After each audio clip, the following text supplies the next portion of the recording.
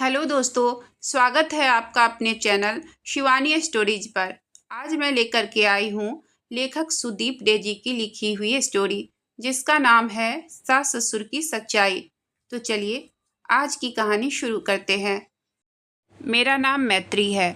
मेरी शादी को अभी 1 महीना ही हुआ था कि मैंने सुना मेरी सास गर्भवती है। मेरे पति रंजन ने ही मुझे यह खबर दी थी। जब वह कह रहे थे तो मैं उनके चेहरे पर गुस्सा और नफरत साफ देख रही थी। मुझे यह बात कहकर वह बिस्तर पर बैठ गए। उनका गोरा चेहरा क्रोध से लाल था। मेरी समझ में नहीं आया कि इसमें नाराज होने की क्या बात है, लेकिन उनका स्तब्ध चेहरा देखकर मेरी कुछ कहने की हिम्मत नहीं हुई। मैं चुपचाप बिस्तर के किनारे खड़ी रही। थोड़ी देर बाद फिर वही गुस्सा फिर से गूंज उठा। उन्हें शर्म नाम की कोई चीज़ भी नहीं बची। इस उम्र में ये सब करते हुए मैं अपना चेहरा बाहर कैसे दिखाऊं? शर्म से मेरा पूरा शरीर कांप रहा है। रिश्तेदार पड़ोसी क्या कहेंगे, और मेरे अपने दोस्त और सहकर्मी भी क्या सोचेंगे?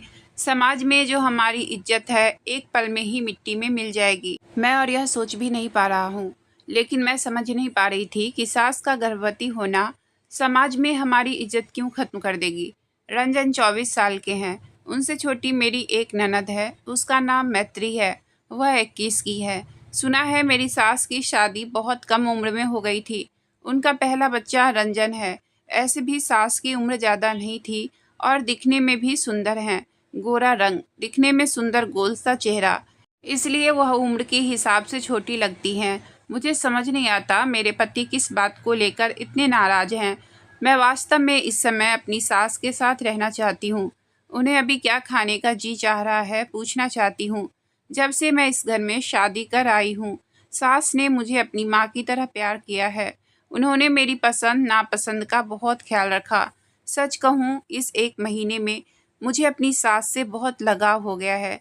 मुझे रंजन की बातें सुनना अच्छा नहीं लग रहा था, इसलिए मैं चुपचाप खड़ी रही। आज शाम को मेरे ससुर ने हम सभी को ड्राइंग रूम में बुलाया है। रंजन, मैत्री और हम लोगों को। शायद सास की बात बताना चाहते हैं। पहले ससुर जी जब भी रंजन को फ़ोन कर बुलाते थे तो रंजन कहीं भी हो, जल्दबाजी में ससुर जी के पास आ जाते थे। दरअसल इस घर में सभी अपने पापा से डरते थे। पिता थोड़े डांट डपट कर बोलते हैं, लेकिन अंदर से बेहद नरम है। वह पास के एक स्कूल के प्रधानाध्यापक थे, भारी व्यक्तित्व वाला व्यक्ति। मेरा उनसे इस 1 महीने में ज़्यादा बातें तो नहीं हुई थी। हालांकि सुबह की चाय और रात का खाना मेरे बिना उनको भाता नहीं था। वह मुझे हमेशा बेटी कहकर बुलाते थे। दूसरे दिन इतना समय तक रंजन घर लौट आया करते थे, लेकिन आज शाम होने के बावजूद भी वह घर नहीं लौटे थे। मैं खुद ही खुद को दोषी महसूस कर रही थी। पिताजी बात करने के लिए बैठे थे, लेकिन उनका बेटा का अता पता नहीं था। रंजन रात करीब 8 बजे घर लौट कर आए। कमरे में जाने के बाद वह फ्रेश होने के लिए वॉशरूम चले गए। मुझे कुछ कहने का मौका ही नहीं मिल रहा था। दूसरे दिन होता तो मैं, सासू माँ और मैत्री साथ में अलग अलग नाश्ता बनाते थे। रंजन के ऑफिस से लौटने के बाद हम सब ड्राइंग रूम में बैठकर बातें करने लगते थे, लेकिन आज सब कुछ बेकाबू होता नजर आ रहा है। मैत्री ने दोपहर को खाना खाने के बाद अपने कमरे का दरवाज़ा भी बंद कर लिया और अभी तक नहीं खोला।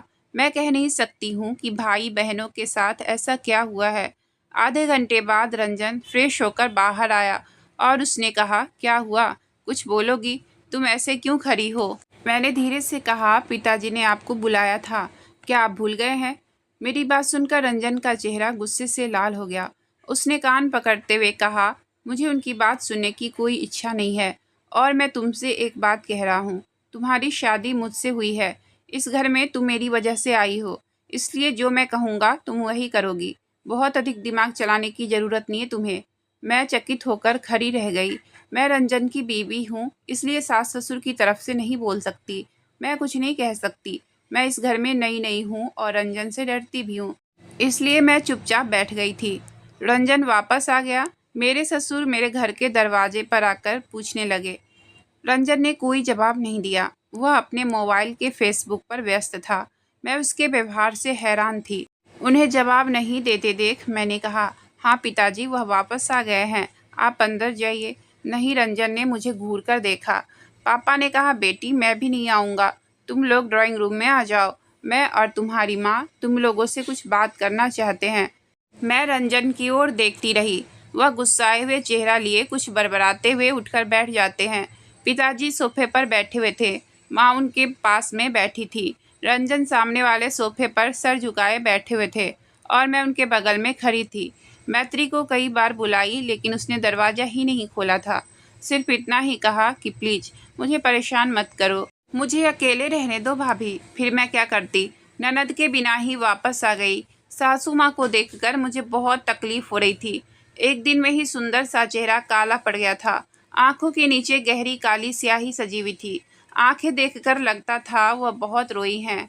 सासू माँ आज पूरे दिन कमरे से बाहर नहीं निकली थी। मैं कई बार उनके कमरे के आसपास से जानबूझकर गुजरी थी, मगर उनकी ओर से कोई प्रतिक्रिया नहीं मिली।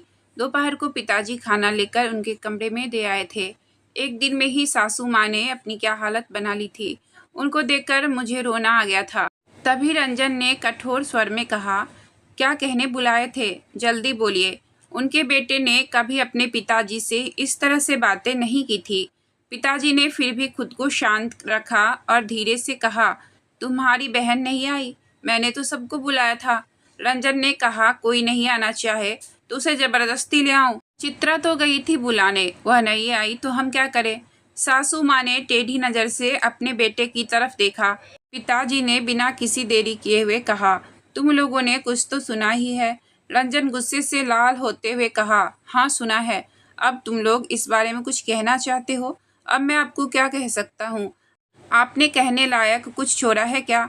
हम लोगों के सामने किस मुंह से जाएं? आप दोनों ने हमारी इमेज खराब कर दी है। मैं अपने सास ससुर को देखती रही, मानो उन्हें अपने कानों पर विश्वास ही नहीं हो रहा है। रंजन को आश्चर्यजनक होकर पिताजी देख रहे थे। पिताजी ने कहा, हमारे कारण तुम लोगों की छवि बर्बाद हो गई है। रंजन ने अपना चेहरा ऊपर उठाया और कहा, और नहीं तो क्या, मैं काम करता हूँ, वहाँ मेरे सहकर्मी हैं, मेरी दोस्त है, मैत्री के कॉलेज की दोस्त है। वह क्या कहेंगे जब वह सुनेंगे कि हमारे माता पिता इस उम्र में बच्चा पैदा कर रहे हैं। सोचकर ही शर्म से सर झुका जा रहा है। सासू माँ अब और नहीं सह सकती थी, वह रोने लगी। मैंने सासू माँ को कसकर गले से लगा लिया। रंजन कहते रहे, आपने एक बार भी हमारी मर्यादा के बारे में नहीं सोचा और फिर सबको बुलाकर सभा कर रहे हैं, यह बातें बता रहे हैं। पिताजी सर झुकाकर बैठे हुए थे। मैं दोनों लोगों को देखकर बहुत कष्ट महसूस कर रही थी, लेकिन मुझे नहीं पता कि इस समय मुझे क्या करना चाहिए था। पिताजी ने कहा, अब तुम लोग हमें क्या करने के लिए कह रहे हो? रंजन, मैं आप लोगों से कुछ करने के लिए नहीं कह रहा हूँ। मैं बस इतना कह रहा हूँ कि मैं अब आप लोगों के भले बुरे में नहीं हूँ। आप अपने तरीके से रहिए, मैं अपने तरीके से रहूँगा। मैत्री क्या करेगी ये उस पर निर्भर है। पिताजी ने रंजन के कॉलर को जोर से पकड़ा। उनकी आंखों में आंसू आ गए और सासू माँ की आंखों से तो आंसुओं की धारा बह ही रही थी। पिताजी ने कहा, इसका मतलब है कि तुम इस घर की रसोई का बंटवारा करना चाहते हो। ससुर की बातें सुनकर मैं डर से कांपने लगी। सासू माँ भी डर से अपने पति की ओर देखने लगी। रंजन ने सोफे से उठते हुए कहा, मुझे इन लड़कियों वाली बातों पर कोई दिलचस्पी नहीं है, क्योंकि यह घर आपका है, इसलिए मैं आपको इस घर से तो नहीं निकाल सकता, लेकिन मैं आपके साथ एक ही छत के नीचे नहीं रहना चाहता हूँ। इस बार सासू माँ जोर जोर से रो पड़ी थी। यह देख पिता ने अपने आंसू पोंछे और कहा, गांव में भी तो हमारा एक छोटा सा घर है, हालांकि वहाँ रहना थोड़ा मुश्किल होगा, फिर भी मैं वही तुम्हारी माँ के साथ रह लूँगा, कोई ज़रूरत नहीं है वहाँ रहने की। रंजन ने कहा, गांव जाकर और जगहसाई मत करना। यह कहकर रंजन अपने कमरे में चला गया। इस हालात में मुझे कहने के लिए कोई शब्द ही नहीं मिल रहा था। मैंने बस अपनी सासू माँ को कसकर गले लगा लिया। हम दोनों और कर भी क्या सकते थे, आंसू बहाने के अलावा। ऐसे ही कुछ दिन बीत गए। घर में अब पहले जैसी जान नहीं बची थी। रंजन मैत्री मम्मी पापा से कोई बात नहीं करता। वह भी अपने आप में समाये हुए रहते थे। जब तक बहुत ज़रूरी ना हो कमरे से बाहर नहीं निकलते थे। कभी कभी ससुर जी सासू माँ को डॉक्टर के पास ले जाते थे चेकअप के लिए। अगर किसी दिन किसी वजह से रंजन या मैत्री से उनका आमना सामना हो जाता तो वह अपने माँ बाप को गुस्से और नफरत से देखते थे, लेकिन मैं सासू माँ की सेवा करने की पूरी कोशिश करती थी। मैं उनकी पसंद का खाना बनाकर खिलाती थी, उनके बालों में तेल लगा देती थी, लेकिन सासू माँ में अब पहले जैसी फुर्ती नहीं बची थी। हमेशा अजीब ख्यालों में खोई रहती थी। मैं और ससुर जी उन्हें खुश रखने की बहुत कोशिश करते थे, लेकिन ज़्यादा सफल नहीं हो पाते थे। रंजन को यह पसंद नहीं था कि मैं अपनी सासू माँ के लिए कुछ करूं, इसलिए रंजन के घर में रहने पर मैं सासू माँ के पास चाहकर भी नहीं जा सकती थी। इसी तरह हमारे दिन गुजरने लगे थे। लेकिन जैसे ही सासू माँ 7 महीने की गर्भवती हुई, उस दिन अचानक सासू माँ की तबीयत बिगड़ने लगी। पैर में पानी जमा होने से पैर सूज गए थे। मुंह में कुछ भी नहीं ले पा रही थी। कुछ खाने से ही उल्टी हो जाती थी। शरीर इतना कमजोर हो गया था कि चल फिर भी नहीं सकती थी। ससुर जी को अपनी पत्नी की बहुत चिंता रहती थी। वह बिना थके पत्नी की सेवा करते रहते थे। पिताजी उनके पैर दबाते थे, उन्हें अपने हाथों से खिलाते थे, और जब वह उल्टी करती थी तो सब कुछ पिताजी ही साफ करते थे। मैं उन्हें आश्चर्य से देखती थी। मुझे लगता था कि सच में अगर कोई अपनी पत्नी से प्यार करता है तो उसके लिए बहुत कुछ कर सकता है। लेकिन इतना सब होने के बाद भी ना तो रंजन का दिल पसीजता नजर आया और ना ही मैत्री का। सास ससुर को इस हालत में देखकर मैं खुद को दोषी महसूस करती हूँ। इसी बीच एक दिन मेरी अपनी माँ ने मुझे फ़ोन किया। उन्होंने कहा, तुम कुछ दिनों के लिए हमारे यहाँ चली आओ। मैंने कहा, माँ आप यह क्या कह रही हो? मैं उन्हें इस हालत में छोड़कर घर कैसे आ सकती हूँ? माँ ने कहा, तुम्हारा दिमाग खराब हो गया है चित्रा। तुम्हारी बूढ़ी सास को बच्चा होगा और तुम उनकी सेवा करोगी, फिर तुम सास के बच्चे को भी पालोगी। तुम्हारा अपना परिवार भी तो है, उसके बारे में कुछ सोची हो? माँ की बात सुनकर मैं हैरान रह गई। मैंने कहा, मेरे सास ससुर पति ननद यह सब ही तो मेरे परिवार हैं। आपने मुझे हमेशा अच्छी शिक्षा दी है, लेकिन आज आप यह क्या बातें कह रही हैं? और हाँ, ज़रूरत पड़ी तो मैं सासू माँ की मदद करूँगी और उनके बच्चे की परवरिश भी करूँगी। मुझे आशा है कि आप समझ गई होंगी। मैंने माँ को कुछ कहने का मौका दिए बिना फ़ोन रख दिया। आज पड़ोस में सास ससुर को लेकर हंसी मजाक का शोर मेरे कानों में आती है। एक दिन बगल की चाची ने मुझे देखते ही कहा, क्या बात है बहू, सुना है तुम्हारी सास के पाँव भारी है। मैंने क्रोध पर काबू रखते हुए कहा, हाँ आपने सही सुना है चाची, इस उम्र में यह कैसी बात हो गई? मैंने उनकी ओर देखा और मुस्कुराकर कहा, इस उम्र में पति का प्यार कितनी पत्नियों को मिलती है चाची। इस मामले में मेरी सास तो सौभाग्यशाली हुई, इसलिए ऐसी बात हो गई चाची। उन्होंने भौएं चढ़ाते हुए कहा, लगता है सास ने बहू का अच्छे से ब्रेन वॉश किया है। अगर आपको लगता है कि सास के लिए 2 शब्द कहना ब्रेन वॉश है तो ठीक है, अब मैं जाती हूँ। ये कहकर मैं चली गई। हंसी का एक रोल पीछे छूट गया। चाची ने पास खड़ी औरतों से कहा, यह दिन भी देखने थे। जवाब में किसी ने कुछ और ताने मारे थे जो मुझे सुनाई नहीं दिया था, लेकिन मेरे कान गुस्से से गर्म हो गए थे। इसी तरह दिन बीतते रहे। एक दिन अचानक शाम को मैं रसोई में नाश्ता बना रही थी। रंजन अभी तक ऑफिस से घर नहीं लौटे थे। मैत्री कुछ समय पहले ही कॉलेज से घर आई थी और अपने लिए चाय बनाई थी और कमरे में चली गई। घर में सास ससुर थे। सासू माँ की तबीयत इन दिनों ठीक नहीं रहती थी। अस्थमा की तकलीफ इन दिनों ज़्यादा होती थी। चेहरे में सुंदरता का कुछ भी नहीं बचा था। मैं कोशिश करती थी कि जितना हो सके उतना उनकी ही पसंद का खाना बनाऊं, लेकिन उनको खाने में कोई रुचि नहीं थी। वह अक्सर बालकनी में बैठकर आसमान की तरफ देखती रहती थी। पिताजी सासू माँ का हाथ पकड़कर बैठे रहते थे, उन्हें कुछ नहीं कहते थे। मैं उन्हें देखती रहती थी और आहें भरती रहती थी। सोचती हूँ कभी कभी शरीर के रोग को दूर किया जा सकता है, लेकिन मन के रोग को दूर करने का कोई उपाय नहीं है। बाहर बहुत तेज बारिश हो रही थी।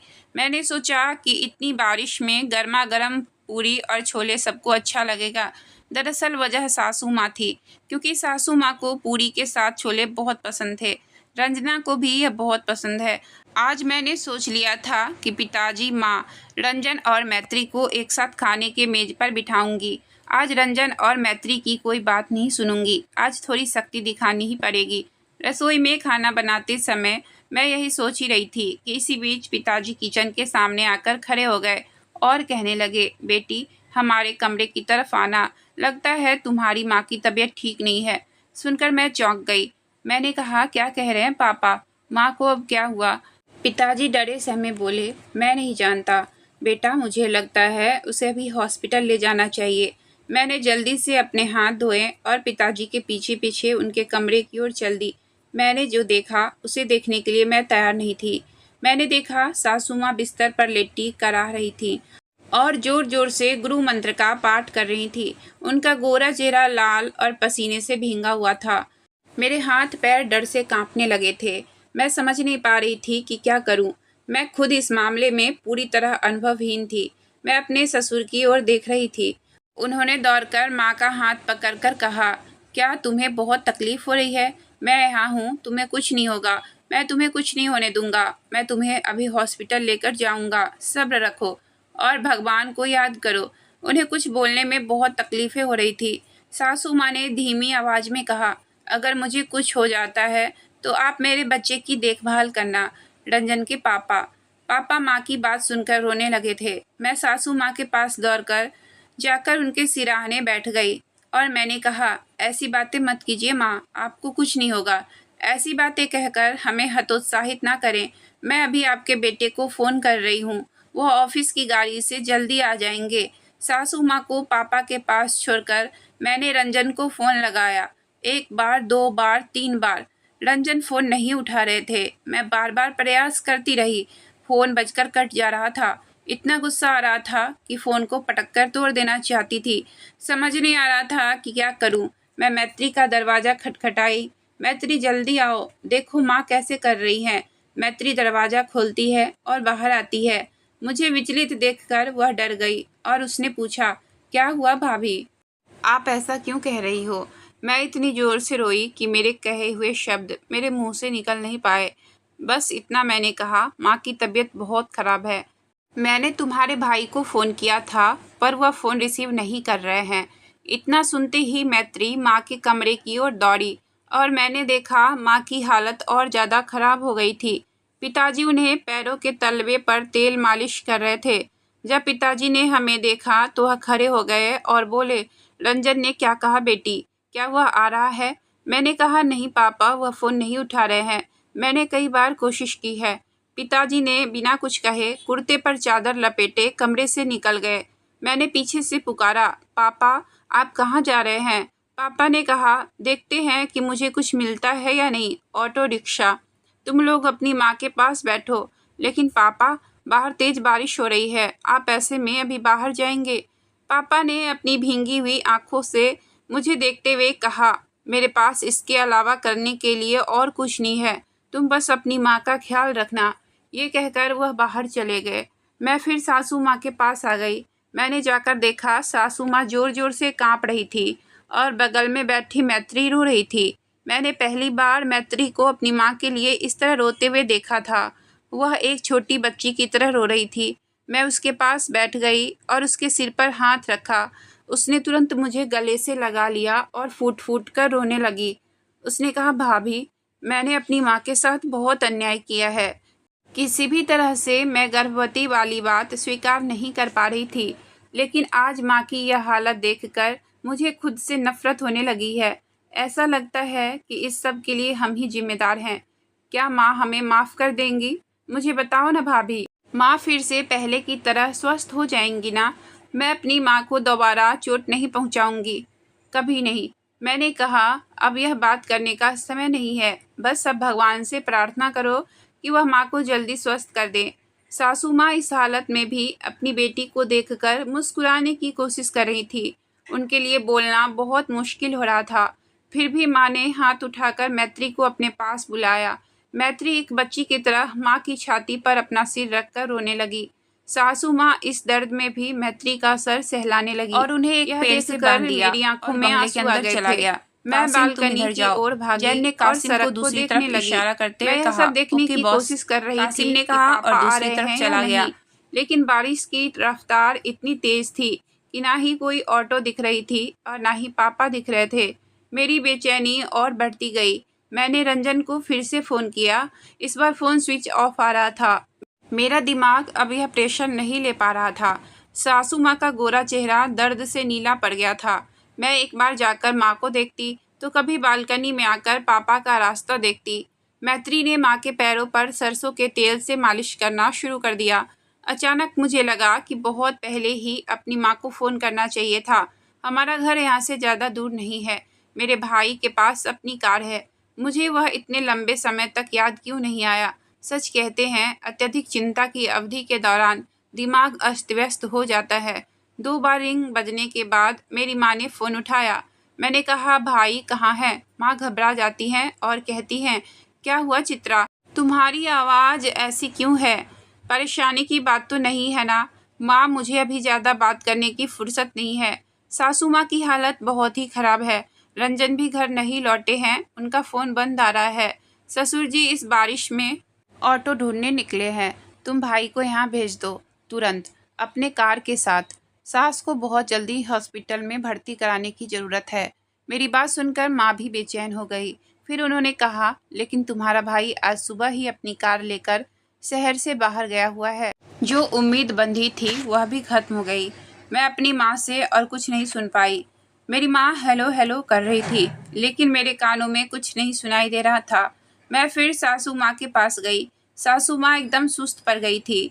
मैत्री डरी हुई चेहरा लेकर बैठी थी। उसने मुझे देखा और कहा, भाभी, माँ सुस्त क्यों है? अब हम क्या करें? मैंने कहा, मैत्री शांत रहो, सब ठीक हो जाएगा। सास के सर को मैंने थपथपाया। 10 मिनट बाद मेरे ससुर जी आए। उन्हें देखकर लगा जैसे कुर्ता और चादर को गीला कर उन्होंने बदन पर लपेटा हुआ है। पिताजी आते ही कहने लगे, बेटी, अब हम एक पल भी देर नहीं कर सकते। मैं एक ऑटो लेकर आया हूँ, वह सड़क पर नीचे खड़ी है। तुम लोगों को अपनी माँ को धीरे धीरे सड़क तक ले जाना होगा। क्या रंजन वापस आ गया? मैंने अपना सर नीचे किए हुए कहा, नहीं पिताजी, उनका फ़ोन बंद आ रहा है। पिताजी ने और कुछ नहीं कहा। उन्होंने सासू माँ को खुद ही गोद में उठा लिया और कहा, तुम लोग आना चाहो तो आओ। मैत्री कहने लगी कि वह भी माँ के साथ जाएगी। अपनी माँ को इस तरह भेजकर घर पर अकेले रहकर परेशान नहीं रहेगी। मैंने आहें भरते हुए उसकी तरफ देखा। मन ही मन मैंने सोचा कि आखिरकार मैत्री समझ गई। कुछ दिन पहले समझ गई होती तो कितना अच्छा रहता। पता नहीं रंजन कभी समझ पाएंगे या नहीं। हमने जो कपड़े पहने थे उसी में हम घर से निकल गए। जाने से पहले मैंने रंजन के फ़ोन पर मैसेज भेजा, हम माँ को लेकर हॉस्पिटल जा रहे हैं, आप चाहे तो वहाँ आ सकते हैं। पापा ऑटो में ड्राइवर के पास बैठ गए थे। माँ के साथ मैं और मैत्री पीछे बैठ गए। मैंने सास का सर अपने सीने से लगाकर रखा हुआ था और मैत्री माँ का पैर दबाने लगी। पिताजी बार बार पीछे मुड़कर माँ को देख रहे थे। मैंने सास का हाथ कसकर पकड़ कर रखा हुआ था ताकि वह हिम्मत न हारे। आज रास्ता इतना लंबा क्यों लग रहा था? बारिश की गति और जोर से हो गई थी।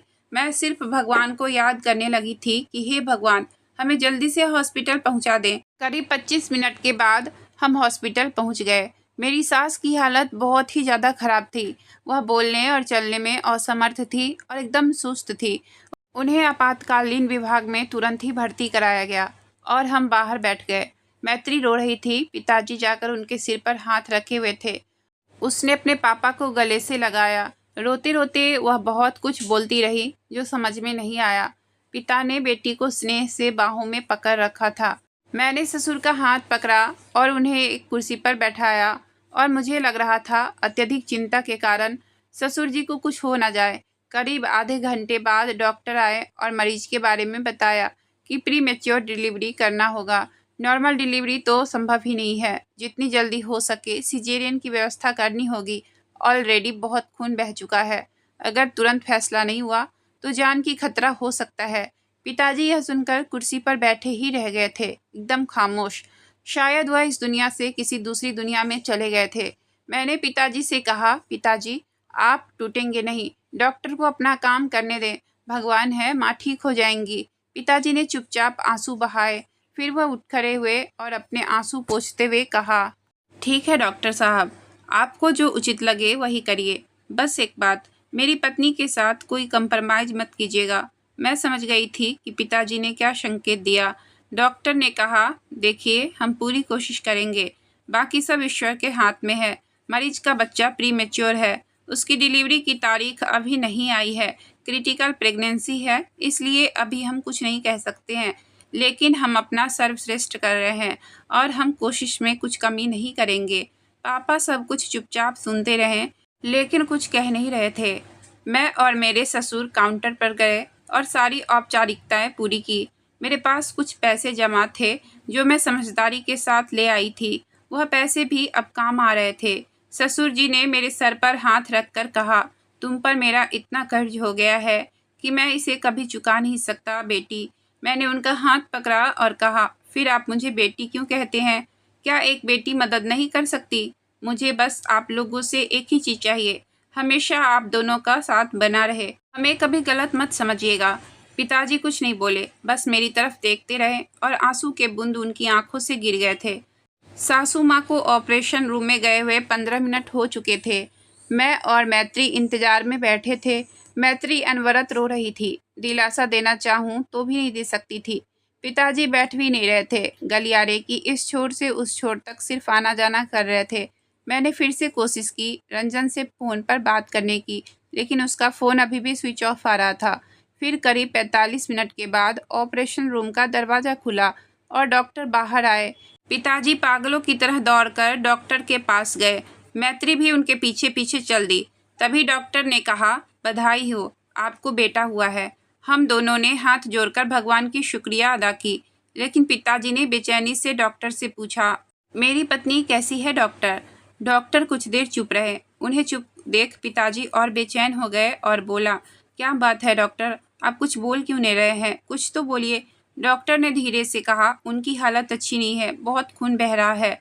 हमने खून का इंतजाम किया है, लेकिन उनका शरीर इतना कमज़ोर है कि बॉडी एक्सेप्ट नहीं कर रहा है। सर्वाइकल चांस 50-50 है। इतना कहकर डॉक्टर चला गया। पिताजी कुछ नहीं कहे। वह अपने भारी कदमों के साथ एक कुर्सी पर जाकर बैठ गए।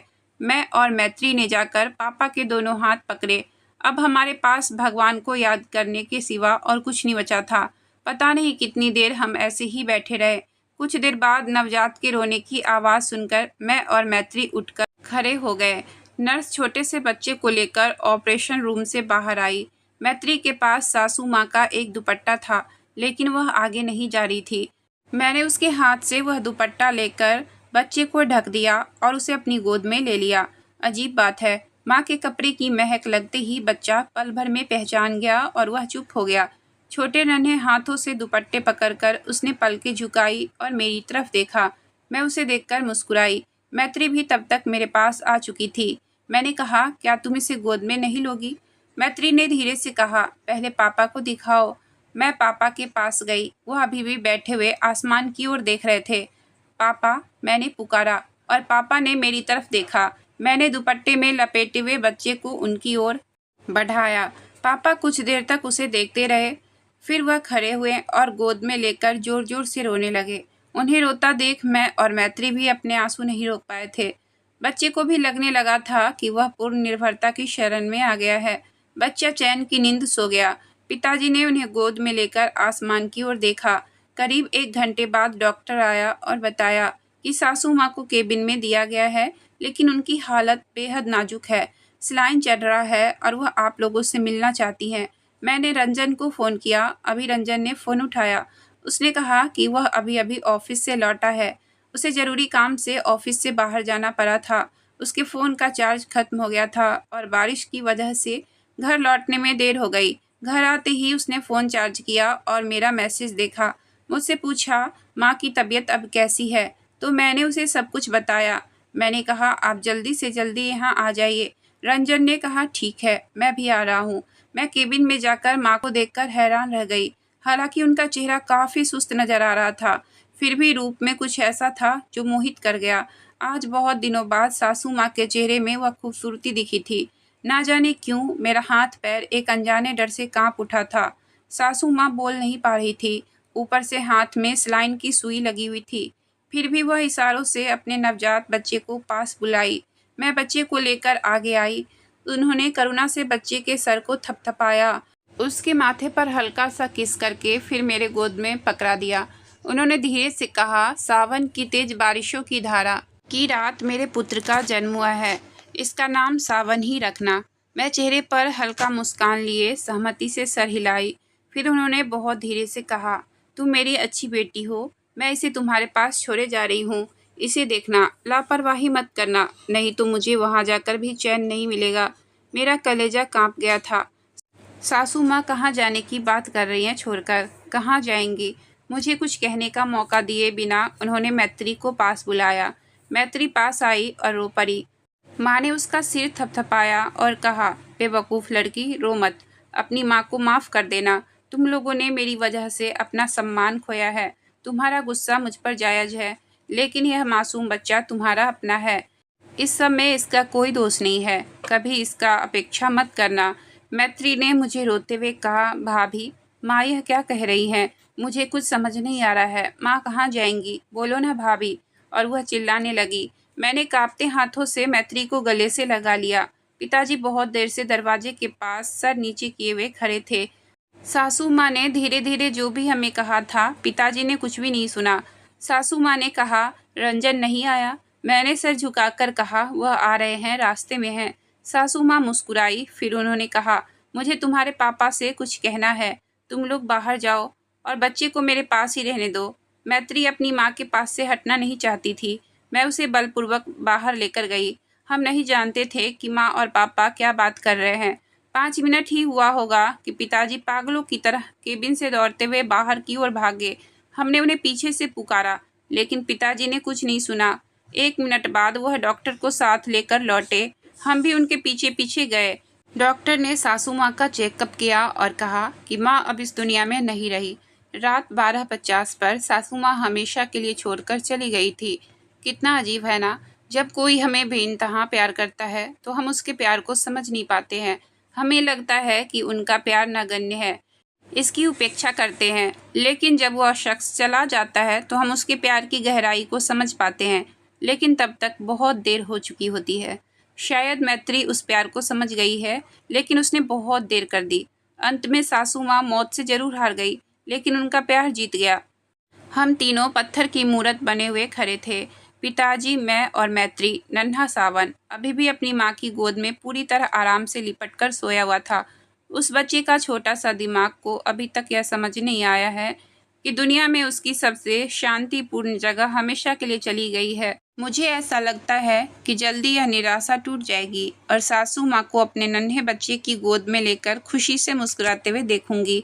मैत्री ने मुझे गले से लगा लिया और सिहर उठी। उसे अभी भी विश्वास नहीं हो रहा था कि अब वह फिर कभी किसी को माँ नहीं कह पाएगी।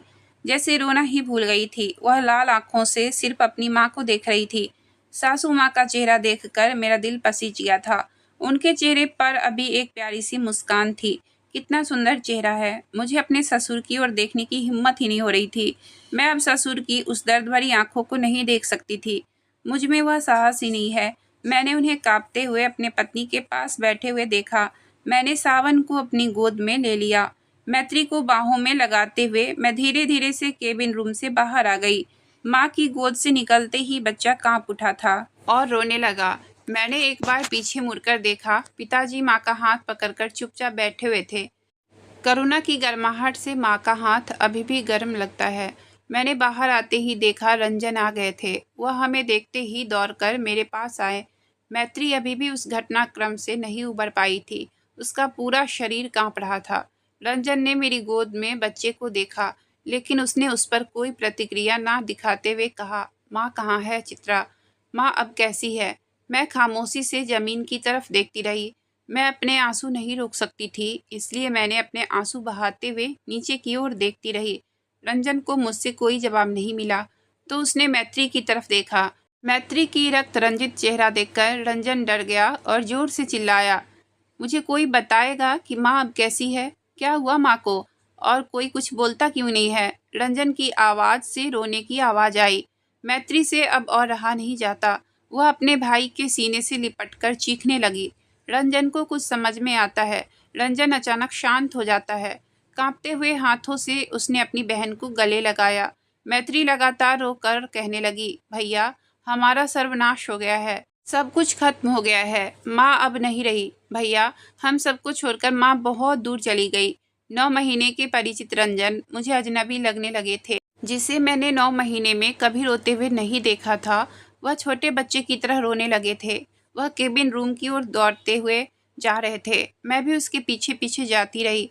मैंने जाकर देखा कि पिताजी अभी भी माँ का हाथ पकड़े हुए थे और उनकी ओर देख रहे थे। उनकी आंखों में आंसू नहीं थे, लेकिन उनके चेहरे पर कुछ ऐसा था कि किसी भी पत्थर की आंखों में पानी आ जाए। रंजन कमरे में जाकर माँ के पास फर्श पर घुटनों के बल बैठ गया और माँ के दोनों पैरों को दोनों हाथों से पकड़कर चीखने लगा।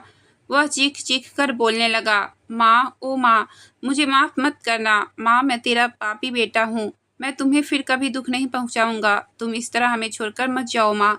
रंजन की आंखों से अश्रुधारा प्रवाहित होने लगी थी, लेकिन पिताजी रंजन की ओर नहीं देख रहे थे।